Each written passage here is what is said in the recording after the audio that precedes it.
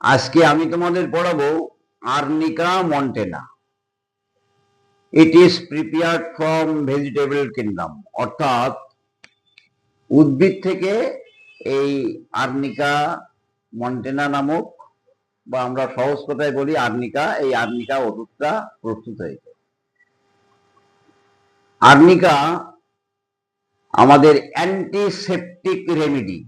কেন antiseptic remedy সেটা আমি নিশ্চয়ই আলোচনা করব। আর্নিকা সাধারণত মাংসপেশি, অস্থি, স্নায়ু, মিউকাস মেমব্রেন, জয়েন্ট, অস্থিসন্ধি, এই সমস্ত জায়গাগুলিতে বেশিরভাগ কাজ করে। আর্নিকাকে আমরা পড়ার সময় সুবিধার্থে দুটো শ্রেণীতে ভাগ করে নেব। এগুলি বুঝবার সুবিধার্থে এবং মনে রাখার সুবিধার্থে আমাদের খুব ভালো হয়। এক, আমাদের প্রাণ শক্তি আক্রান্ত হয়ে যে রোগগুলি হয় সেখানে একটা আর্নিকা লাগে, আর বাহ্যিকভাবে যে রোগগুলি আমাদের শরীর আভ্যন্তরে আসে সেগুলি নিয়ে কিছু আলোচনা করব। বাহ্যিকভাবে বলতে আমাদের কি হয়, আমরা দেখি আর্নিকা সাধারণত আঘাতজনিত অবস্থায়, আঘাত লাগা, মচকে যাওয়া, থেতলে যাওয়া, পড়ে যাওয়া, এক কথায় আঘাত লাগা, এই আঘাত লাগা জনিত যে রোগগুলি আছে সেখানে আর্নিকার একটা বিশেষ ক্ষেত্র আমরা লক্ষ্য করতে পারি, যার কারণে প্রত্যেক ব্যক্তি, অনেকেই, অর্থাৎ প্রত্যেক বলতে অনেকেই ঘরে আর্নিকা সাধারণত রাখে। আঘাত লাগলো, বাচ্চাটা পড়ে গেল, লোকটার আঘাত লাগলো, আর্নিকা খায়, আর্নিকা ব্যবহার করে। তবে আমি বলতে চাই, শুধু তোমাদের উদ্দেশ্যে নয়, আরো জনসাধারণের উদ্দেশ্যে বলতে চাই, আর্নিকা রাখা ভালো, এবং তার দু একটা লক্ষণ যদি আমাদের মনে থাকে তাহলে আর্নিকা ব্যবহার করতেও খুব সুবিধা। আর্নিকা কিন্তু খুব বড় মেডিসিন। তো আমি একটু আগে বললাম অ্যান্টিসেপটিক রেমেডি। যদি কোথাও আঘাত লেগে, চোট লেগে কেটে যায় এবং রক্ত দূষিত অবস্থায় পৌঁছে যায়, তাহলে ঠিক এই আর্নিকা কিন্তু কভার করে দেয়। রক্তদুষ্টি, জ্বর, আঘাত লাগার ফলে যে রক্তদুষ্টি হয়, ক্ষত হয়, রক্তদুষ্টি হয়, সেখানে কিন্তু আর্নিকার একটা বিশাল কাজ আছে, অর্থাৎ রক্তের পরে একটা বড় কাজ। মাংসপেশি, স্নায়ু, অস্থিসন্ধি, সেলকোষ, মিউকাস মেমব্রেন এবং রক্তের উপরে একটা বিশাল কাজ আমরা লক্ষ্য করতে পারি। তাহলে এই যে আর্নিকা দেহের যে সমস্ত রোগগুলিতে কাজ করে, আমি তার একটা চ্যাপ্টার বলবো, আর আঘাতজনিত একটা চ্যাপ্টার আমি বলবো। দেখো, আঘাতের স্থান অনুসারে এবং আঘাতের লক্ষণ অনুসারে আমাদের একগাদা মেডিসিন আছে। দেখা গেল arnica, rhus tox, calcarea carb, calendula, hypericum, ledum, bryonia, strontia carb, ruta, অনেক মেডিসিন আছে। কিন্তু আঘাত লেগেছে বলেই কিন্তু আমরা কোনো মেডিসিনকে ব্যবহার করতে পারি না। আঘাতের স্থান কেমন এক, আর আঘাত প্রাপ্তি হওয়ার পরে তার কষ্টকর অনুভূতিমূলক লক্ষণগুলি কেমন সেটা আর। তাই আঘাত লাগার পরে যে কষ্টকর লক্ষণগুলি উৎপন্ন হবে, যে অনুভূতিমূলক লক্ষণগুলি উৎপন্ন হবে, এইটাই কিন্তু বিশেষত্ব। শুধু আঘাত লাগলো বলেই যে আমি আর্নিকা খাওয়াবো, এটা কিন্তু আমাদের হোমিওপ্যাথির বিশেষত্ব কথা নয়। এর একটা মন আছে, আর্নিকার একটা মন আছে। কথাবার্তায় অপ্রবৃত্তি, কথাবার্তায় অপ্রবৃত্তি দেখা যায়। চুপচাপ থাকতে ভালোবাসে, কথাবার্তা বলতে বিরক্তি বোধ করে, আর সব থেকে বড় হচ্ছে একটা ভীতি ভাব। এই ভীতি ভাবটাকে বুঝতে গেলে আমরা বুঝবো একটা বেদনা ভীতি। আর্নিকা সর্ব অবস্থাতেই একটা বেদনা ভীতি থাকে। সে বাতে বলো, আর আঘাত পাওয়ার পরে যে অংশ ব্যথাগ্রস্ত হয় সেখানেই বলো একটা ব্যথা, থ্যাতলানো ব্যথা থাকে, এবং ব্যথা সম্পর্কে একটা সবসময় ভয় থাকে যে এই ব্যথায় কেউ হাত না দেয়, কেউ এসে আমার ঘাড়ের উপরে না পড়ে, দ্বিতীয়বার যেন আর না লাগে, যেন ব্যথার উপরেই মনটা পড়ে থাকে। যেমন অ্যালোজের মনটা পড়ে থাকে মলদ্বারের উপরে, কখন আমার অজান্তে মল বেরিয়ে যায়, ঠিক ওই রকম আমাদের আর্নিকার মনটা পড়ে থাকে ব্যথায়। দেখা যায় এই যে বেদনা ভীতি, একা থাকতে ইচ্ছা, এই অবস্থাগুলি আমরা খুব ভালো করে লক্ষ্য করি। এর মধ্যে দেখা যায় সে চায় না যে আমাকে কেউ স্পর্শ করুক, সে চায় না যে কেউ ছুটে এসে আমাকে ধরুক বা আমার গায়ে হাত দিক, এটা সে চায় না। আর্নিকার একটা, এইবার আমি এইগুলি কিন্তু আঘাতের পরবর্তীতে হতে পারে বা রোগজনিত অবস্থাতেও হতে পারে, আঘাত ছাড়া। এইবার আমি বলছি, বহু পূর্বে কোনো আঘাত লেগেছিল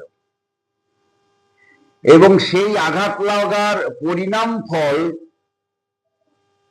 যেগুলি আমরা উপলব্ধি করি পরবর্তীতে, যে না সেই আঘাত লাগার পরের থেকে সেই রোগীটা আর সুস্থ হয়নি, এখানে একবার আর্নিকার কথা আমরা চিন্তা করতে পারি। আর্নিকার দেবই বলছি না, আর্নিকার কথা একবার চিন্তা করতে পারি। তাহলে কি চিন্তা করব? যদি আঘাত স্থানে বা আরো সর্বাঙ্গে থ্যাতলানো ব্যথা থাকে, হ্যাঁ, মনে আছে আমাকে কেউ পিটিয়েছে, আমাকে কেউ মেরেছে, আমাকে আচ্ছা করে পিটিয়েছে, আচ্ছা করে মেরেছে, তাহলে আমরা কিন্তু এই আর্নিকার কথা একবার চিন্তা করতে পারবো। আর্নিকার রোগী পূর্বে কোনো অ্যাক্সিডেন্ট হয়েছিল অথবা না হয়েছিল, রাত্রে ঘুমিয়ে আছে, হঠাৎ রাত্রে ঘুম ভেঙে সে বাম পাশের হৃৎপিণ্ডের স্থানে চেপে ধরে উঠে পড়ে, হঠাৎ ঘুম ভেঙে যায়, সে চিন্তা করে মনে হয় আমি এক্ষুনি মারা যাব। এটা একটা আর্নিকার বিশেষ লক্ষণ। সেটা পূর্বে আঘাত বা অ্যাক্সিডেন্ট হওয়ার পরবর্তীতে এমন ঘটনা মাঝে মাঝে ঘটতে পারে, অথবা অ্যাক্সিডেন্ট না হওয়ার পরেও এমন ঘটনা মাঝে মাঝে তার ঘটতে পারে। এই মতো অবস্থা যদি আমরা কোনো রুগীদের পাই, তাহলে একটা আর্নিকার কথা চিন্তা করতে পারি। তার মনের মধ্যে একটা ভয় হয়, গুরুতর কোনো ব্যাধির ভয়। আমি বললাম ব্যথার ভয়, গুরুতর কোনো ব্যাধি দ্বারা আমি আক্রান্ত হব এমন ভয়, কোনো ক্ষত দ্বারা আমি আক্রান্ত হব, আমার হয়তো বেডসোর হয়ে যাবে, এইরকম কোনো ভয়, কোনো গুরুতর ব্যাধি দ্বারা ভয় তার মধ্যে আমরা লক্ষ্য করি। পূর্বের কোনো দুর্ঘটনার পর থেকে সে এখনো পর্যন্ত সুস্থ হয়নি, আমরা কিন্তু এখানে একবার আর্নিকার কথা চিন্তা করতে পারি। আমি নীলমণি ঘটকের বইতে পড়েছি যে সেই আঘাত লাগার পরের থেকে তার চোখের একটা দৃষ্টি বিভ্রাট, বহু চিকিৎসা করার পরও যখন সেই বিভ্রাট না কাটে, উনি কেস রেকর্ড করার পরে যখন দেখলেন যে পূর্বে সেই আঘাতের পরের থেকে তার এই অবস্থা, উনি আর্নিকা প্রয়োগ করার পরে তার চক্ষুটা আবার সুস্থ ধারণ করে। যদিও চক্ষুতে আঘাত লাগলে আমাদের সিম্পাইটম, আর্টিমিসিয়া, অনেক ওষুধের নাম বলা আছে। এইবার আমরা টাইফয়েড জ্বরের ক্ষেত্রে একটু বলে নিই, তারপরে আমি আঘাত লাগাটা বলবো।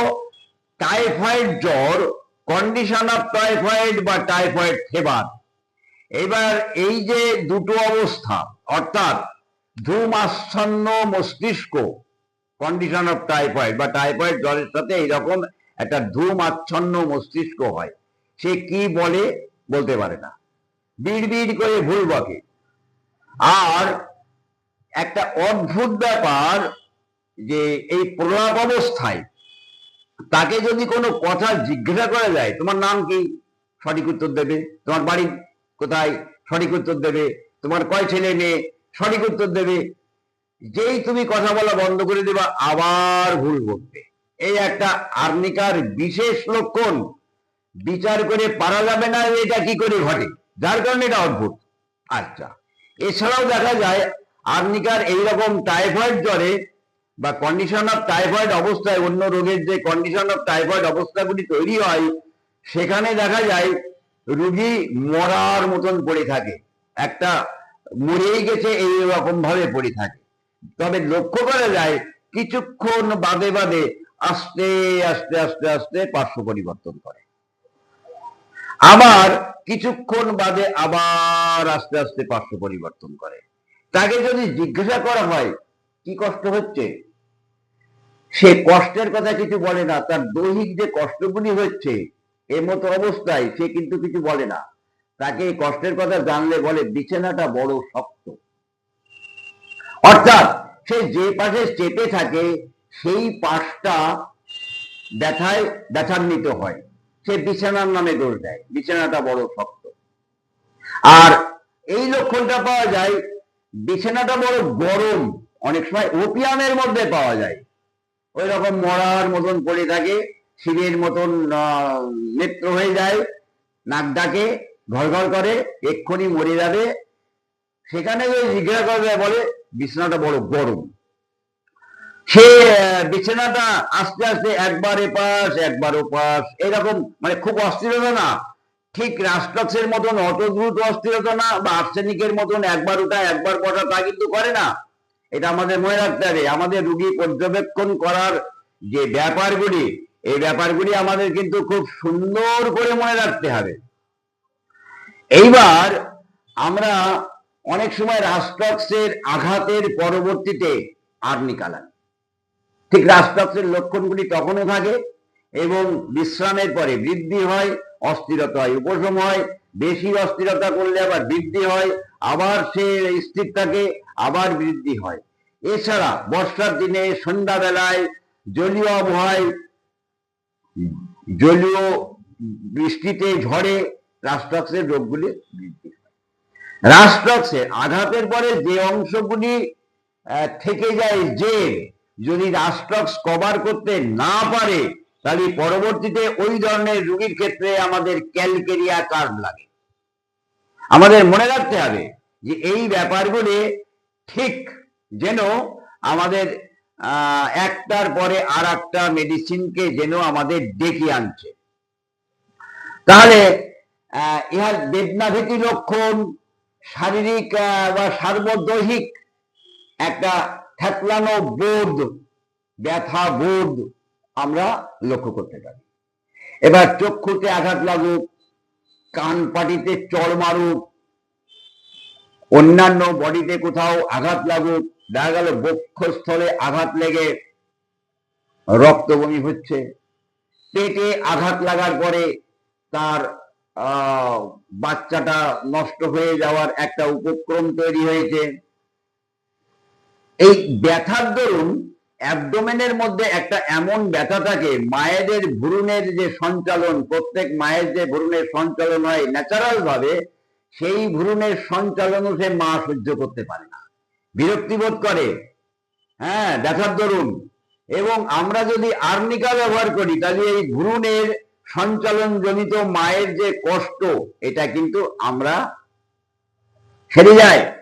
দেখা গেল চক্ষুতে আঘাত লাগলো বা যে কোনো জায়গায় আঘাত লাগার পরে সেই স্থানটা প্রথমে একটু লালচে হয়ে গেল এবং তারপরে কালচে হয়ে গেল এবং ছ্যাঁচা ব্যথা বোধ হলো, বেশ কিছু স্থান নিয়ে ব্যথা বোধ হলো, বা হয়তো সর্বাঙ্গেই সেই ব্যথাটা সে অনুভব করতে লাগলো। সেটা পরিশ্রম করা হোক, খেলাধুলা করা হোক, এমন ক্ষেত্রেও কিন্তু আমাদের ফুটবল খেলা হোক, আমাদের কিন্তু লাগে। আমাদের একটা অদ্ভুত ব্যাপার আছে, আমি 93 সালে একটা রুগী চিকিৎসা করেছিলাম। সেই রুগীটা প্রায় 2.5 মাস ধরে কাশছিল, একটা বাচ্চা। প্রচুর অ্যালোপ্যাথি ট্রিটমেন্ট করার পরও সেই বাচ্চাটা কিন্তু আর সে কাশি কমছে না, এবং সে অনেক ডাক্তার দেখিয়েছে। ডাক্তার দেখাতে গেলে তারা আবার বলে কাশির ওষুধ আমি দিচ্ছি আর আপনার বাচ্চাকে চোখের ডাক্তার দেখান। তার কারণ এই কারণেই বলে যে কাশতে কাশতে আমাদের চক্ষুর যে শ্বেতমণ্ডল অর্থাৎ কনজাংটাইভা, সেখানে রক্ত সঞ্চয় হয়ে যায়। অর্থাৎ একটা চোখের কনজাংটাইভার অর্ধেক, আর একটা চোখের কোণার মধ্যে মনে হচ্ছে রক্ত ডাইরেক্ট জমে গেছে। তো কাশতে কাশতে বা কাশির সাথে, হুপিং কাশির সাথে এই যে রক্ত জমে গেছিল, আমি শুধু এই রক্ত জমাটার উপরে নির্ভর করে আমি আর্নিকা ব্যবহার করার পরে দেখি 3 দিনের মধ্যে সে কাশিও কমে গেল এবং রক্ত জমার 12 অংশ কমে গেল। অদ্ভুত ভাবে এই বাচ্চাটা ট্রিটমেন্ট হয়ে গেল। কাশি, কাশতে কাশতে লোহার মরিচার মতন বা ডোরা ডোরা ডোরা ডোরা শ্লেষ্মার সাথে রক্ত বের হয়, বা আলপিনের মাথার মতন রক্তর সিট আমরা মিউকাস মেমব্রেনের মধ্যে দেখতে পাই। মায়েদের যে বাচ্চা ডেলিভারি হয়, বাচ্চা ডেলিভারি হওয়ার পরে যে ভাদাল ব্যথা বলে একটা ব্যথা, যে জরায়ু সংকোচন প্রসারণ হয়, রক্তস্রাব হয়, ফুল পড়ে যাওয়ার সময় যে যন্ত্রণা কষ্ট হয়, সেই জরায়ু সংকোচনের জন্য মা যে কষ্ট পায় বা সারা গা হাত পায়ে যে ব্যথা মা অনুভব করে, আমরা কিন্তু বাচ্চা হওয়ার পরপরই যদি মাকে কয়েক ডোজ আর্নিকা 200 ব্যবহার করতে পারি, তাহলে মার কিন্তু অ্যান্টিসেপটিক বা পিওর প্যারাল ফেভার হওয়ার ভয় থাকে না, এবং মা কিন্তু সুস্থ থাকে। অদ্ভুত ব্যাপার। এই যে ব্যাপারগুলি, এই ব্যাপারগুলি কিন্তু খেয়াল করতে হবে। আমাদের প্রস্রাব দাগ দিয়ে রক্তস্রাব হতে পারে, বা কাশির সাথে রক্ত পড়তে পারে, আঘাত স্থানে রক্ত জমে যেতে পারে, কালশিটে পড়তে পারে, বা এছাড়াও যাদের রক্ত সঞ্চালন সঠিক নয়, হৃৎপিণ্ড যাদের আক্রান্ত অবস্থায় আছে, সঠিক রক্ত সঞ্চালন করে না, তাদের দেহেতেও চর্মে অনেক সময় এরকম লাল লাল ছোপ ছোপ লক্ষ্য করা যায়, এবং কতকদিন বাদে এই লাল লাল ছোপ ছোপটা কালো কালো ছোপ ছোপে রূপান্তরিত হয়, এবং পরে আস্তে আস্তে আস্তে আস্তে কমে যায়। তাদের মধ্যে যদি ভালো করে পর্যবেক্ষণ করা যায়, তাহলেও কিন্তু আমরা আর্নিকার একটা চিত্র সেখানে লক্ষ্য করতে পারি। এছাড়া বাতের একটা বড় স্থান আর্নিকা অধিকার করিয়াছে। গাউট যেটাকে বলা হয়, এই গাউটের ক্ষেত্রে আমরা লক্ষ্য করি জয় ব্যথা হওয়া। ব্যথার দরুন রোগী ঘরের কোণে একটা জায়গায় বসে থাকে, সে সবসময় চিন্তা করে যে কেউ যদি ছুটে এসে আমার ঘাড়ের পরে পড়ে তাহলে আমার খুব কষ্ট হবে, ওই সেই পূর্বের বেদনা ভীতি। এই অবস্থাটা আমরা কিন্তু আর্নিকার রোগীর ক্ষেত্রে দেখতে পাই। যদি বিছনায় চেপে থাকলে যে পাশ চেপে থাকে সেই পাশ ব্যথা বোধ হয়ে যায়, আস্তে আস্তে বারবার পার্শ্ব পরিবর্তন করে, মধ্যরাত্রে ঠেলে ওঠে, হৃৎপিণ্ডটা মনে হয় বন্ধ হয়ে গেল, এক্ষুনি ডাক্তার ডাকো। সাথে বাত লক্ষণের যদি অমন কষ্ট থাকে, বেদনা ভীতি থাকে, এবং রক্ত সঞ্চালন যদি ঠিক থাকে, তাহলে আমরা কিন্তু একবার আর্নিকার কথা চিন্তা করতে পারি। সর্দিজ অবস্থার সাথে বুকে ক্ষতবৎ বেদনা, সর্দিজ অবস্থার সাথে বুকে একটা ক্ষতবৎ বেদনা, এবং কাশির সাথে লোহার মরিচার ন্যায় রক্ত নির্গমন হয়ে যাওয়া। প্রদাহিক অবস্থায় অনেক সময় আমরা দেখতে পাই, সেটা পরিশ্রম করার ফলেও হতে পারে, আঘাত লাগার ফলে হতে পারে, বা এমনিও হতে পারে। দেখা গেল যকৃতের প্রদাহ, ফুসফুসের প্রদাহ, অন্ত্রের প্রদাহ। যদি আভ্যন্তরীণ যন্ত্রে এমন ধরনের প্রদাহ হয়, এমনকি নিউমোনিয়া যদি হয়, এবং যদি আমাদের ওই রকম ব্যথা, সর্বাঙ্গে থেতলানো ব্যথা, ছেঁচা ব্যথা যদি রোগী মনে করে, রোগী যদি বিছনাটা শক্ত মনে করে, রোগী যদি আস্তে আস্তে বারবার পার্শ্ব পরিবর্তন করতে থাকে, রোগীর গায়ে এরকম ছোপ ছোপ দাগ দেখা যায়, নিম্নঙ্গ ঠান্ডা, মাথাটা গরম, তার গায়ে জ্বর আছে, কাশির সাথে রক্ত নির্গমন হচ্ছে, ডোরা ডোরা রক্ত নির্গমন হচ্ছে, পিনের মাথার মতন রক্ত শ্লেষ্মার সাথে নির্গমন হচ্ছে, তাহলে কিন্তু আমরা নিউমোনিয়ার ক্ষেত্রেও সুন্দরভাবে এই আর্নিকা দিয়ে ট্রিটমেন্ট করতে পারি। এছাড়া জেমস টালার কেন বলছে, অ্যাপেন্ডিসাইটিস যেটা হয়, তরুণ অ্যাপেন্ডিসাইটিস রোগে আমরা যদি আর্নিকা, ব্লেডোনা, রাস্টক্স বা ক্ষেত্র অনুযায়ী ব্রাইনিয়া যদি ব্যবহার করতে পারি, তাহলে কিন্তু আমাদের অ্যাকিউট অ্যাপেন্ডিসাইটিসের রোগীকে ছুরির তলে নিয়ে যেতে হয় না। তাহলে আমরা কিন্তু এই জিনিসগুলি খেয়াল করব। লক্ষণ ভেদে যদি আমরা ব্যবহার করতে পারি, দুর্দান্ত কাজ হয়। এইবার আমরা বলছি, প্রস্রাবের পরে অবিরত ফোঁটা ফোঁটা প্রস্রাব। মায়ের বাচ্চা হয়ে গেল, ডেলিভারি হয়ে গেল, তারপরের থেকে মা ফোঁটা ফোঁটা মূত্র নির্গমন করে। এই মতো অবস্থায় আমরা কিন্তু আর্নিকার একটা বড় লক্ষণ পাই। কাশির পূর্বে শিশু কাঁদতে থাকে, হুপিং কাশি বা অন্যান্য যে কোনো কাশি, কাশির পূর্বে শিশু কিন্তু কাঁদতে থাকে। তার কারণ সে ভাবে যে কাশতে গেলে আমার খুব কষ্ট হবে, তাই কাশির পূর্বে ক্রন্দন আর্নিকার একটা বড় লক্ষণ। এছাড়া মানসিক লক্ষণ, বেদনাভীতি, শিশুর কান্না করা কাশির পূর্বে, আমরা এই মতো অবস্থাগুলি যদি লক্ষ্য করতে পারি তাহলে আমরা আর্নিকা ব্যবহার করতে পারি। যাই হোক, আঘাত লাগার পরে বা আঘাত লাগার প্রথম অবস্থায় আর্নিকা ব্যবহার হয় বেশিরভাগই। যত সময় পর্যন্ত প্রাণ শক্তি অন্য কোনো লক্ষণ না দেয় তত সময় পর্যন্ত আর্নিকা ব্যবহার্য। এবং আর্নিকার ব্যথাগুলি মস্কে যাওয়া, আঘাত লাগা, থেতলে যাওয়া, রক্ত জমাট হয়ে যাওয়া, কালছিড়া পড়া, এই মতো অবস্থায় কিন্তু আমরা আর্নিকা ব্যবহার করতে পারি। জেমস টালার কেন বলছেন আর্নিকা মালিশ করা বা আর্নিকা মাদার টিংচার ব্যবহার করলে যে উপকার হয় তার থেকে 100 গুণ বেশি ক্রিয়াশীল হয় আর্নিকা, শক্তিকৃত আর্নিকা, অর্থাৎ 30 to 100 ব্যবহার করলে। তাহলে নিশ্চয়ই বোঝা গেল আর্নিকা সম্পর্কে যা বললাম। আমি এরপরে হাইপেরিকাম আর লিডাম নিয়ে বলবো, তাহলে এই 3টে মেডিসিন পরপর বললে আঘাতের ব্যাপারটা আরো পরিষ্কার হবে।